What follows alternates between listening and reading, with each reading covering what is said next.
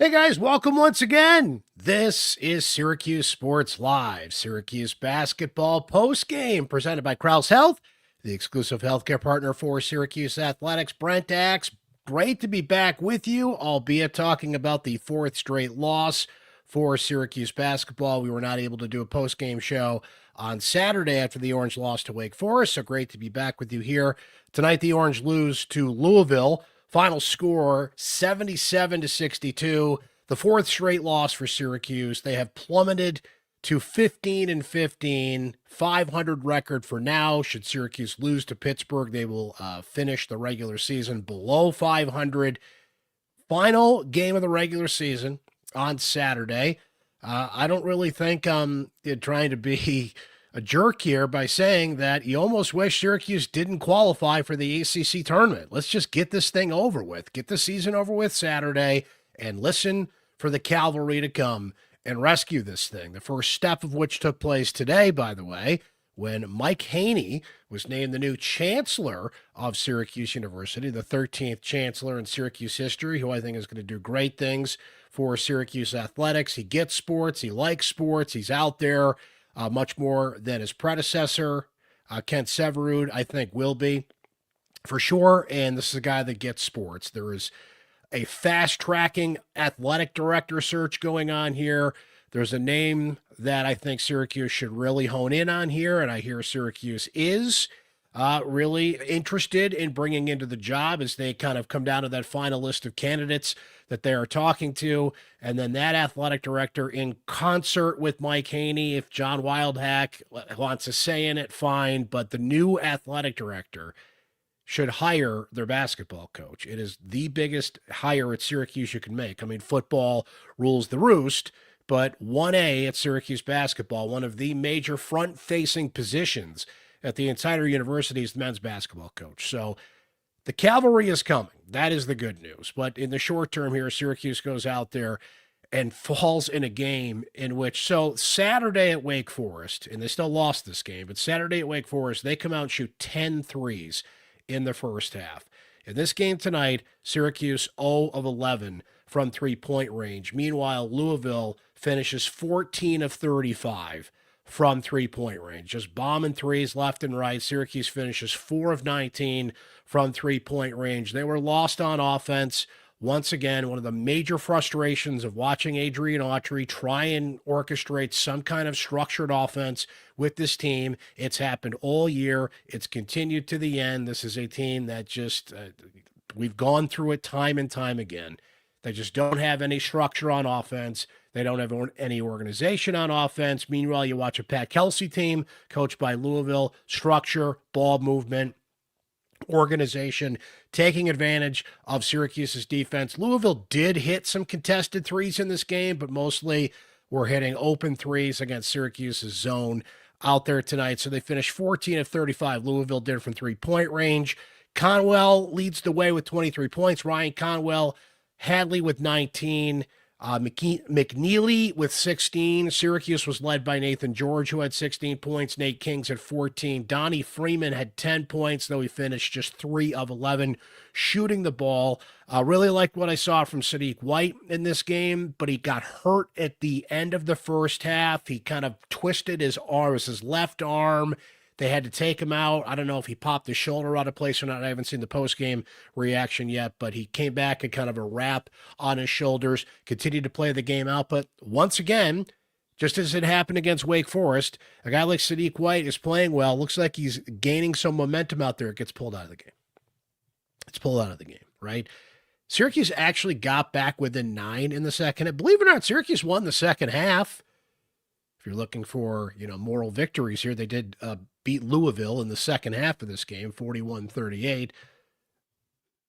Not that it means anything, but just thought I'd mention that. It was noteworthy. There was a point when they got back to almost within single digits, because Louisville rode a wave throughout most of this game where they were up 16, 18, 20 points.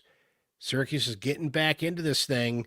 They're getting within single digits, and Nathan George just puts up a three. A guy that should not be taking as many threes as he has all year long. And I think it's safe to say, from a basketball standpoint, that Nathan George just did not pan out. This is a guy that was brought in as the leading assist man from the ACC a year ago. There was some excitement there, seemed to be an upgrade over Jaquan Carlos at the point guard position. I think he could just say, for the most part, has not lived up to that, has been a disappointment, just could not figure out between running an offense and being an offense, trying to be a three-point shooter when he's not, trying to be an offensive catalyst when he's not. Had his moments, had some great games this year, and had, I think, if you're choosing between the two, I would take him. He led this team in scoring tonight, so he's doing something right, but you don't want Nathan George taking 8 3-pointers in a game like this, 2 of 8. So 30 games down the road, 1 game left in the regular season. We're in March, and we're talking about a lot of the same problems this team had on offense in December. Do you think back to December, when that team beat Tennessee, they come back from Vegas, they gave Houston all they could handle. Had they hit their free throws in that game, would have beat Houston. Kansas, kind of in the same vein, and then Iowa State, who is currently a top 5 team, knocks their doors off, whatever. They come back to beat Tennessee. You say to yourself, okay, they got through that 4-game stretch. There's some momentum. They look like a team that, okay, a little bit of this, a little bit of that, come together. In the portal era, you need time for teams to gel, and it just went downhill from there. The loss to Hofstra, the loss to Boston College, right? You go through them all. Now we're just looking at a team that is going through the motions, that is just trying to get through it. You had Adrian Autry, to his credit. Now, this was way too little too late. We did not do a post-game show after the Wake Forest game. I was on the road covering lacrosse over the weekend, so I could not do a post-game show on Saturday. Adrian Autry, 3 months too late, comes into a press conference and challenges his team, calls out his team. You can call out your players without getting personal. It happened all the time in the Jim Boeheim era. And I don't want to compare Boeheim to Autry, but coaches do it all the time. Red just would never do it. There were times in post-game press conferences you couldn't tell if Syracuse won or lost. So to Red's credit, he comes in that Wake Forest press conference and takes accountability for what he has done. I mean, that is more than well spoken here, that Syracuse is going to fire Adrian Autry. They're going to move on from this coaching staff. And as I noted, the cavalry's coming. But how this team responds to being called out by their coach for not being tough enough tonight. You saw it. Did you see a team out there? Now, for about 5 minutes, they played tough defense. They had 4 blocks, like in the first 5 minutes of the game. William Kyle's going crazy. Kyle had 8 points and 7 boards tonight. He mysteriously gets taken out at times. The substitution patterns for Autry have just been bewildering all year long. The hockey lines, taking guys out that are playing well, momentum, it's just timing. It's just ridiculous what we have seen all year. And that is the number one thing I will not miss from the Autry era when it ends here in the next couple of games, was just these ridiculous substitution patterns. I can never put my thumb on that. Nobody could put their thumb on, and were ridiculous, right? But he challenges this team, challenges their toughness, says what it takes to be a college basketball player in this day and age. And that's how they respond. So this is a team that has packed it in, that is just going through the motions, that just wants to get through the season. They will get a reprieve in the ACC tournament, but Syracuse has never done well in the ACC tournament. This is not a team that's built to obviously go through a miracle run. By the way, let it be stated for the record, if somehow, some way, by the miracle of miracles, and this will not happen, because you're not beating Duke, you're not beating this Louisville team. If you run into them again, like it is not happening. Okay, if I'm wrong about this, I'll crow about it till the cows come home. Put me on Old Takes Exposed. I don't care. This team's not winning the ACC tournament, but by some miracle, if they do, you still make a change at head coach. You still make a change at a coach, even though they accomplished their mission of playing a meaningful game in March. Making the NCAA tournament by winning the ACC tournament does not give anybody a reprieve. You still move on. You still move on. We are well past that point. It's time to move on one way or the other. That's not going to happen, but I just want that stated clearly for the record, right? People get really swept up in conference tournaments, and that's not happening, but even if it did, no. Well, what about NC State a few years ago? That team made the Final Four. You think this team would make the Final Four? If they did, what a story. And I would go along for the ride as much as anybody. But Cavalry's coming, folks. It's time to move on from this thing. And tonight was just another example of that. Louisville is a prime example of that. They had a alum coaching this team, sunk to new depths, made a change when it had to be made. Now Pat Kelsey has Louisville once again on track to make the NCAA tournament. That is the type of change that Syracuse has to make. And look, while we're on the subject, Syracuse should be all in on Brian Hudson, the coach at South Florida. Now, I know a lot of people like Josh Schertz at St. Louis. I think you have to look seriously at Josh Schertz, but so is everybody. The issue is there are other teams out there, including a few in the ACC, that are going to be looking for coaches. There are big-time programs like Ohio State that are going to, Kansas State has an opening, that are going to be looking for coaches. Josh Schertz is at the top of everybody's list. Brian Hudson is the guy that Syracuse should be targeting like a heat-seeking missile. Whoever the new athletic director is, and I'm going to throw a name out there that's getting some buzz, and is somebody that I think Syracuse is targeting, should be targeting, and would be a terrific choice at athletic director. And that name is Nick Carparelli. Okay, let me give you a brief background on Nick Carparelli if you're not familiar with him. He is currently the director of bowl season, which runs all the bowl games. He has also been an executive at Under Armour. He has also been an executive with the Big East Conference. He's worked with the New England Patriots. Okay, former Syracuse football grad assistant, helped recruit Donovan McNabb in the mid-1990s to come to Syracuse. This is somebody that checks all the boxes that the modern-day athletic director has to be. Knows how to raise money, knows how to, obviously had to build television contracts and sponsorships in working with everybody in football, right? If you're going to bring in an athletic director in the Power Four in 2026, they have got to be a well-connected person in football, and there is probably no better connected person in football than Nick Carparelli. And if he's not at the top of that list, he's not too far off the top of that list. I know this is a basketball show, but we're talking about the qualifications of an AD these days. He knows how to raise money. I mean, let's face it, when you're an athletic director, you are chief fundraiser. That is your A, B, C, and D jobs, and everything else comes after that. Nick Carparelli is certainly connected enough that when it would come to looking for a basketball coach, there's options there, right? Brian Hudson is the choice at South Florida. Took Central Arkansas to a league title, took South Florida to an American League title this year. He has roots in Western and Central New York, grew up in Olean, went to Janesville Community College, coached at Fredonia, coached under Nate Oates at the University at Buffalo. He is one of the hottest recruiters in the country. You give him an NIL budget the size of Syracuse's, let him build a roster. You still got to recruit in college basketball, and Syracuse currently has 0 recruits committed for 2026. Mix all that up. He's an engaging personality, and from all I hear, wants the job, understands what the Syracuse job is, so he's not in the family, right? And I think unequivocally, Syracuse has to go outside the family this time. There is a contingent that likes Mike Hopkins. You really got to talk me into Mike Hopkins. The guy coached at Washington for 7 years. He made 1 NCAA tournament.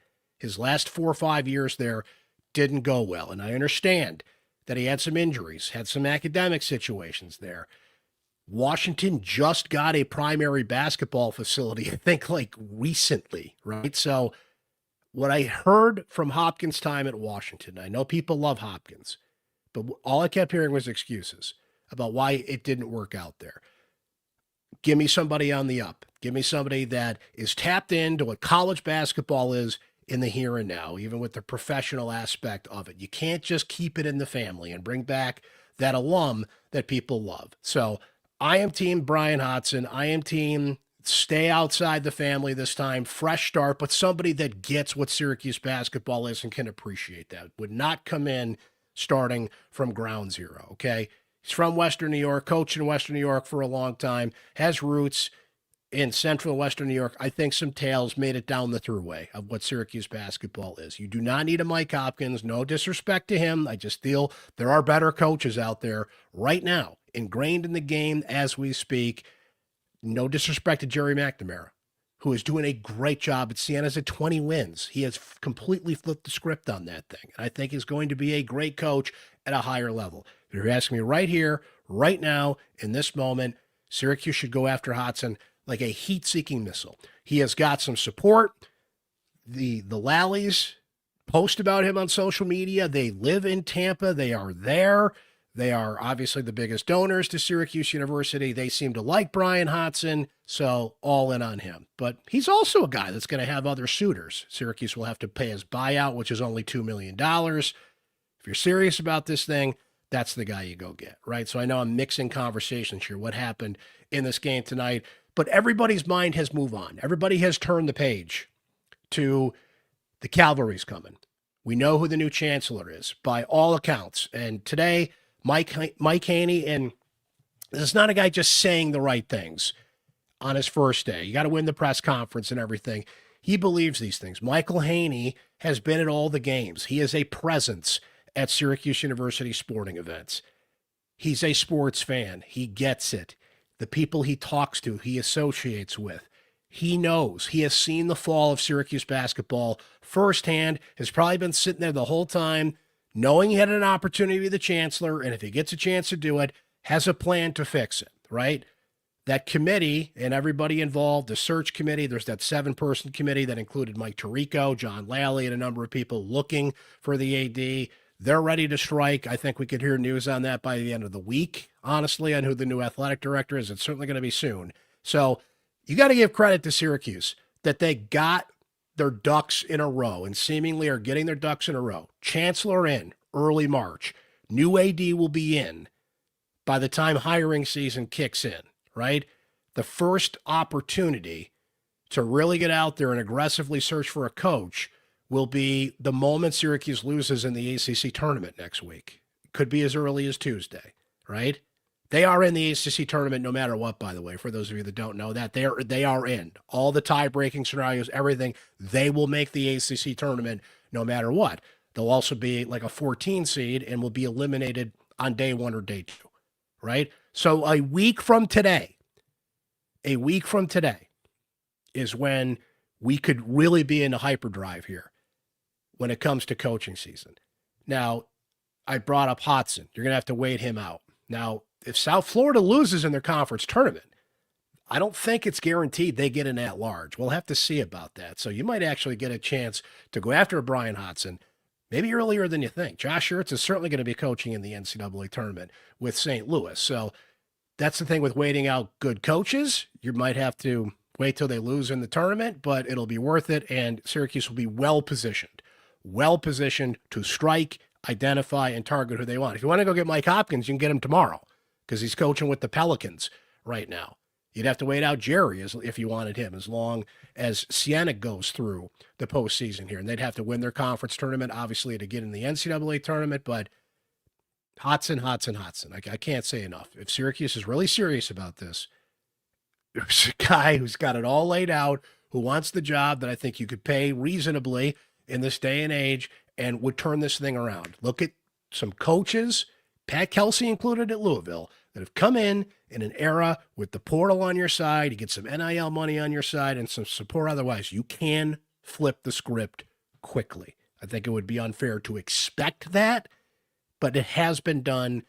You've seen it done. I've seen it done, especially in the new era of college athletics that we've been in the past 3-4 years. So it's exciting, to be honest with you. And that's nothing against people that are going to lose their jobs, which you don't like to see, but that's just modern college athletics, right? What's exciting is Syracuse, guys, think about this. This is one of the most transformative months Syracuse athletics will ever have. New chancellor, new athletic director, new men's basketball coach in a month. Those are 3 of the biggest front-facing positions at Syracuse University, along with the football coach, of course. And, we could put Felicia Legette-Jack on that list. That is a team that will be making the NCAA tournament, by the way.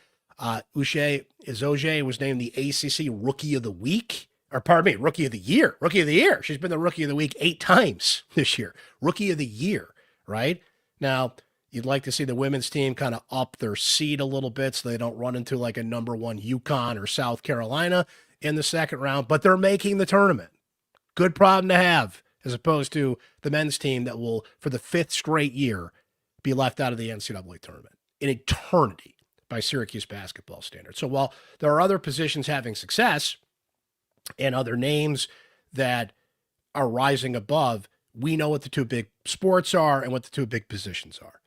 The new athletic director, whoever it shall be, I hope it's Nick Carparelli. I think it could be Nick Carparelli, but whoever else is on that list, the opportunity to come in and quickly turn this thing around is sitting right in front of them, right? It started today with Mike Haynie, great choice for Chancellor, and now you hope that momentum continues with two other very important positions that are open at Syracuse, right? So we're mixing a bit of macro and micro, I understand that, but that's the conversation we're having now.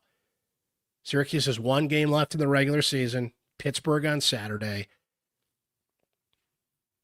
I don't root for teams to win or lose. I know this sounds bad, but let's just get this thing over with, man. Like, just don't. Why even bother to extend this thing into the ACC tournament? They don't have a chance to make, barring all the things that you have to, all the required asterisks you have to put on these things in sports. Realistically here on planet Earth, they don't have a chance in the ACC tournament to make any sort of damage. The way they're playing, right? That's not just me opining. They can't shoot threes consistently. They can't defend consistently. This is not a team that's playing at a level at the end of the year. They're certainly not at level 5. They're not even at level 2.5 at this point. You can see it. They're defeated, right? They are just trying to get through this thing. Let's just get this thing over with. That's sad that their season has fallen to that point, that they may have an identical record somewhat. Last year's team went 14-19. They're not going to lose that many games, but they've only won one more game than last year's team. Think about that. This team was markedly and demonstratively better. That roster, unquestionably, top to bottom, better than last year's roster. They might win one or two more games. Right now it's one. It could be one or two more games than last year's team. Think about that. So that points to coaching to me, right? I know I'm stating the obvious. I know this has been on our minds for the last month, maybe even longer, right? But now that we're here at the end of the season, that we're in decision time, that we're not coming up with theories. There are real things happening. There is a new chancellor, a new athletic director soon, and I'm not sure what the date is, considering you have to wait out maybe a candidate or two that are still coaching. But by April Fool's Day, there's going to be a new basketball coach at Syracuse too.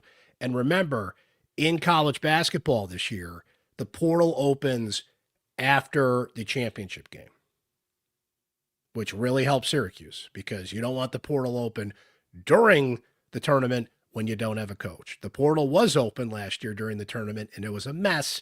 They fixed that problem this year, so kudos to them for that.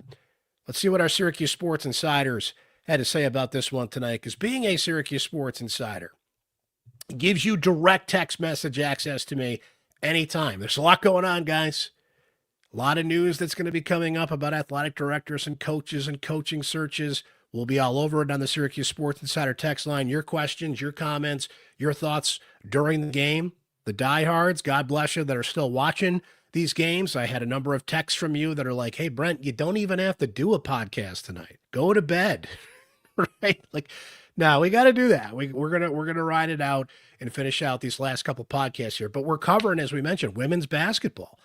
About to go into, they're playing the ACC tournament this week, and of course, we'll be tracking what their seeding is and where they'll be playing in the NCAA tournament. Lacrosse, not where they should be right now, frankly, but got a big win over Penn in overtime on Sunday, split that Ivy League weekend with Princeton. All the news and notes with lacrosse happening. Spring football is going to start pretty soon, so it's all kind of merging together here, both on the Syracuse Sports Insider text line and here on the Syracuse Sports podcast as well. So our insiders tonight were saying this. Jared says, Brent, I'm going to join the go to bed at halftime crowd, but to think that this roster is going to have essentially the same record as last year's is sad. I think last year's roster was not nearly as good as this one. These guys just stopped playing hard halfway through the season and look so discombobulated on both offense and defense. They should be embarrassed. Pete R. says, I think the biggest disappointment of this season, besides the coaching, although most knew he wasn't the guy after year 2, has to be the awful play from the starting backcourt, having a talented distributor and sniper from deep. JJ and George have just been terrible almost the entire season on offense and defense. Really sad to see the program in its current state. It never got into sync. It just never got into sync with George, with JJ. JJ really, unfortunately, is going to be celebrating his senior day on Saturday, and I think he should be applauded for everything he went through, comes back to Syracuse. It just didn't work out in terms of like leading Syracuse back to the tournament. Think how excited people were when JJ and Donnie Freeman decided to come back last year. It just didn't work out, and that's unfortunate. And I mean, JJ gave it all he had, but these last few games has just been, he scores 2 points tonight, 1 of 5. The fall of JJ Starling, what he should be doing right now, the triumphant, run down the stretch for JJ Starling is just not happening. And that's sad, but he should still get a hearty applause from the Syracuse fan base on Saturday. But that backcourt, if we're analyzing this thing, never came together. Kyan Anthony coming in for JJ. Kyan's development has just not where it needs to be either. He's a freshman. I still think he's a wanted commodity and somebody that you would like to see back on this roster next year. But that's the other thing we're really thinking about. We'll probably talk more about that after Saturday's game and after when they lose and the season's over, of course. But man, who makes it back on this roster knowing there's going to be a coaching change? You want to see a Sadiq White come back, exploding to the basket, getting better, confident, more decisive, his defense improving like that. There's a player I saw get better and started to get it and plays his ass off. Sadiq White and William Kyle, never an issue with those guys. They play foot to pedal to the metal every game. Sadiq let his emotions get the best of him at times, certainly, but I'd rather have that than somebody you got to wake up during a game, right? You want Sadiq White back on this roster next year. You want Kyan Anthony back on this roster next year, which I think you will. I think Mello is going to have a say in the new coach and the direction of the program, and I'd be stunned. I shouldn't say stunned because we live in the portal era when anything can happen, but I would imagine they've got more skin in the game than that, and I think you're going to see Kyan Anthony back on this roster next year, right? But other than that, you're going to see a completely different roster. Freeman, I would assume, is going to try and go at it with the pros. Doesn't mean he's ready for the pros, but I think he's going to make a run at it. JJ moves on, of course. Kings moves on. George moves on. Kyle moves on. Tyler Betsy tonight doesn't score, takes 1-3, fouls a guy on a 3, turns into a 4-point play. They needed Betsy at times to hit threes, but his all-around game has to come together, and his defense is just not there. So I could go either way on Betsy returning next year. I'd probably rather have him than not. And then, one way or the other, just like this year, you're going to have pretty much a whole new roster. You had JJ and Donnie as the anchors, but will Sadiq and Kyan be the anchors going forward for next year? We'll have plenty of time to talk about that, and our insiders will have plenty of thoughts on that on the text line, but you're starting to think about these things now, right? Are these guys out there essentially like trying out for other teams?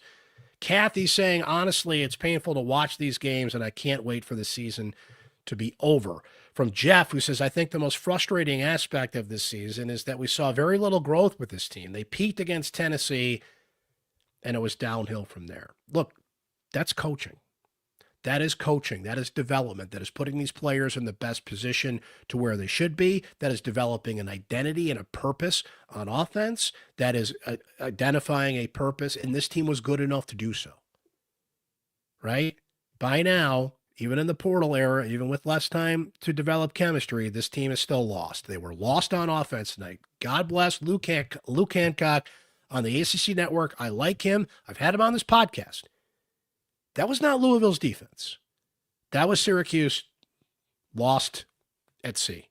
Not that I'm taking any credit away from Louisville's defense. Syracuse makes it too easy on these teams, right? From Chris, who says, Brent, I'm checking out. And I want you to note this, that I never have I ever. But this team obviously doesn't care, so why should I?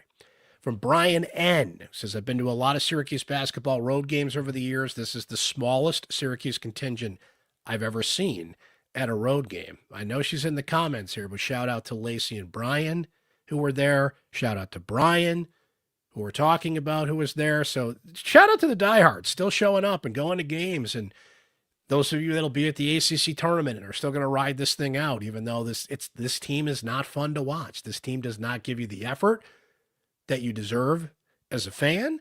They're obviously checked out. They're obviously frustrated that their season did not go the way that it did, but it's just not a pleasurable experience to watch this team play, unfortunately. I get no pleasure in saying that, but tell me I'm wrong.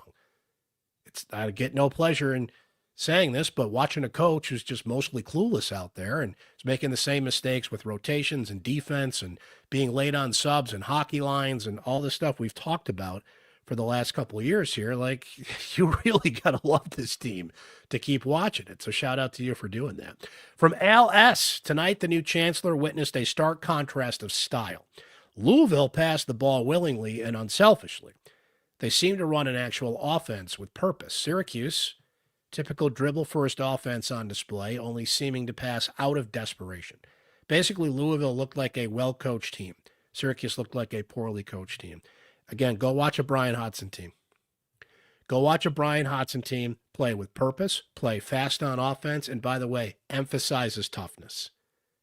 Doesn't give a speech way too late in his tenure in a postgame about how tough you got to be in college basketball, which Red was not wrong about, by the way. That is a way of life with a Brian Hodson team. I was reminded of this, by the way. We were talking about this earlier this week, and Mike Waters reminded me of this. Brian Hodson coached here in Syracuse before in the TBT, the basketball tournament, of course, the $1 Million Challenge over the summer. He coached UB's team. And that's one thing that he preached with not only UB's TBT team, but the University of Buffalo, the toughness, right? There's a philosophy there.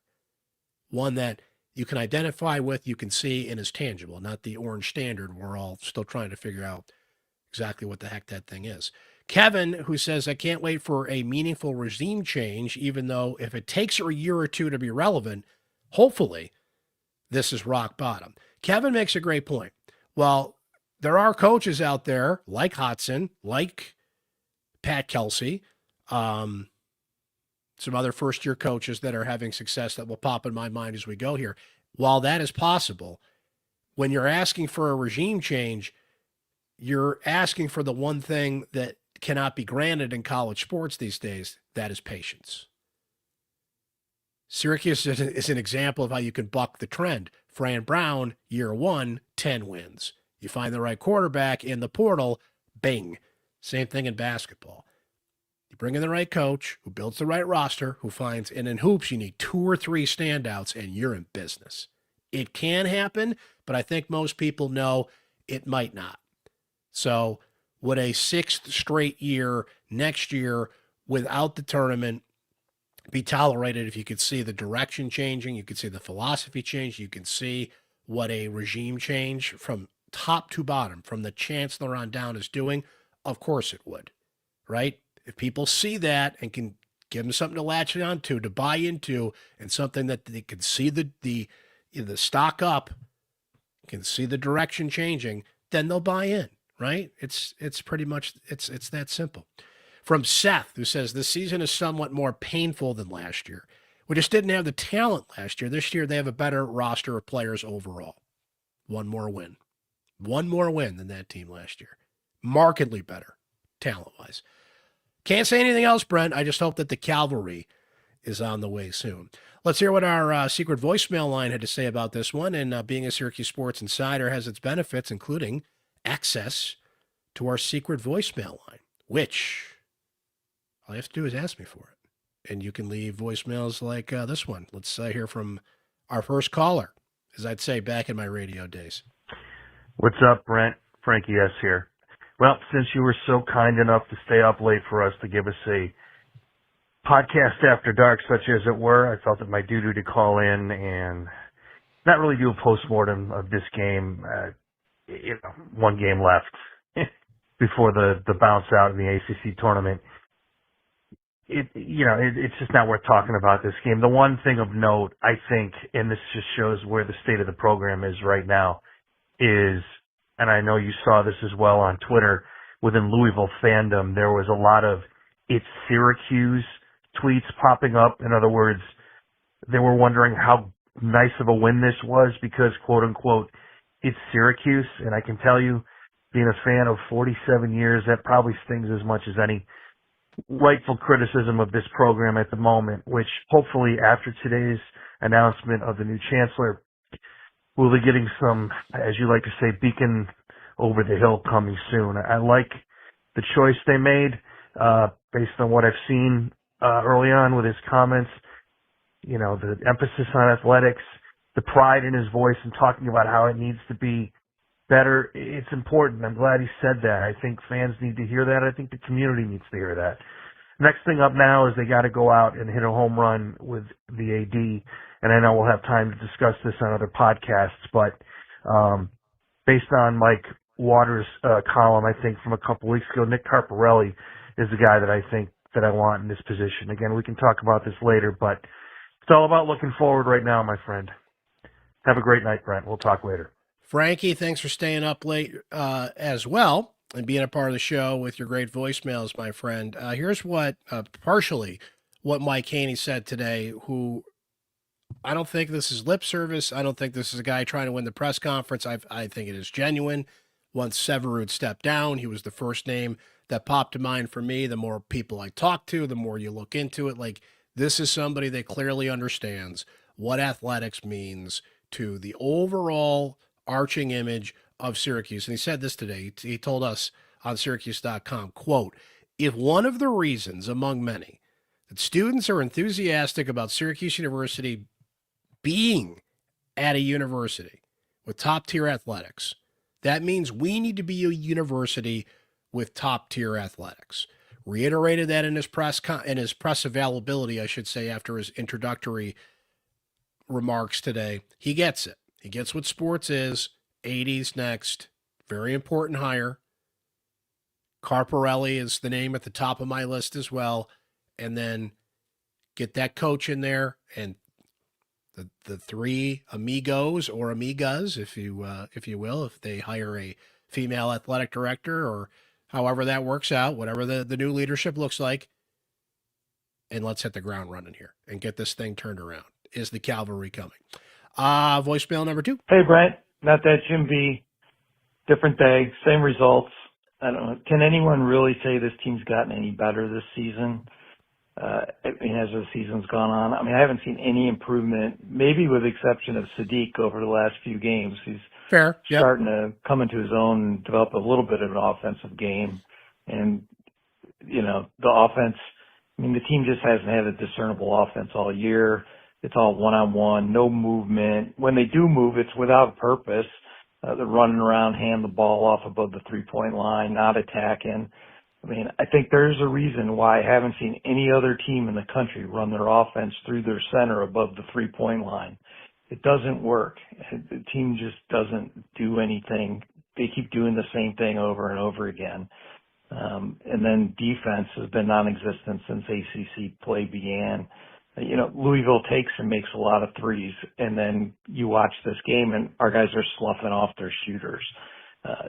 All season, they've never made another team uncomfortable. I think everyone's just ready to turn the page, not just on the season, but on the program. I think that all started with naming of the new chancellor today. He said all the right things at the press conference about creating top-tier athletics. Now let's just hope he, can put those words in action. Looking forward to the new regime and hope for improvement. Thanks, Brett. Thank you, Jim. Jim's been right there all year long. Great voicemails and texts, and Frankie and all of our Syracuse Sports Insiders. And my thanks to you guys as well that have been hanging through the pods all year long, even though Syracuse basketball has just been tumbling down the hill and has lost its 4th straight. It is 500, and that's really the only remaining question about this season is, are they going to finish above 500 or not, or at 500, right? Right on the line, 15-15, 6-11 in ACC play after the 77-62 loss to Louisville. Programming-wise, and of course, we always keep you updated on the Syracuse Sports Insider text line. So I want to start getting more into the lacrosse post-game show world. We will not be able to do a show Saturday after Hopkins because Syracuse basketball will be starting shortly after that. Johns Hopkins game ends. Syracuse playing Hopkins on Saturday as they play the 4th of 6 in a row on the road. But I do want to start getting into that world, so I'll keep you guys updated about when we're going to start ramping up the Syracuse lacrosse post-game shows. We certainly should do some post-game shows for the women's team. We'll see what the schedule pans out to be, not only ACC tournament this week, but of course, as they head into the NCAA tournament, right? So we'll keep you updated on all that and all the things happening here on the Syracuse Sports Podcast and on the Syracuse Sports Insider text line. So hang in there for that. There's going to be lots of news, lots of things to report on. Going to be busy. Going to be a very busy month here. And as noted, Syracuse spring football starts in, what's today, the 4th? What do we look at? About a little over 2 weeks. Yeah. Then they're going to parachute in. Football. Where you been all my life? You're back, baby. So much going on. But that's what we're here for. Please subscribe. Not only on the Syracuse Sports Insider text line, but here on the Syracuse Sports Podcast. So you don't miss a thing, right? Spotify, Apple, YouTube, where do you get your podcast? Make sure you subscribe and follow Syracuse Sports so you don't miss any episodes of the show, live or otherwise. That's going to do it for this edition of Syracuse Sports, Syracuse Basketball Postgame presented by Krause Health, the exclusive healthcare partner for Syracuse Athletics. Thanks for staying up late with us if you did after the game, but remember, you can watch and listen on demand when you want. We will catch you Saturday after Syracuse takes on Pittsburgh, end of the regular season, and more to come with lacrosse and some other things as we noted. Thanks for hanging, guys.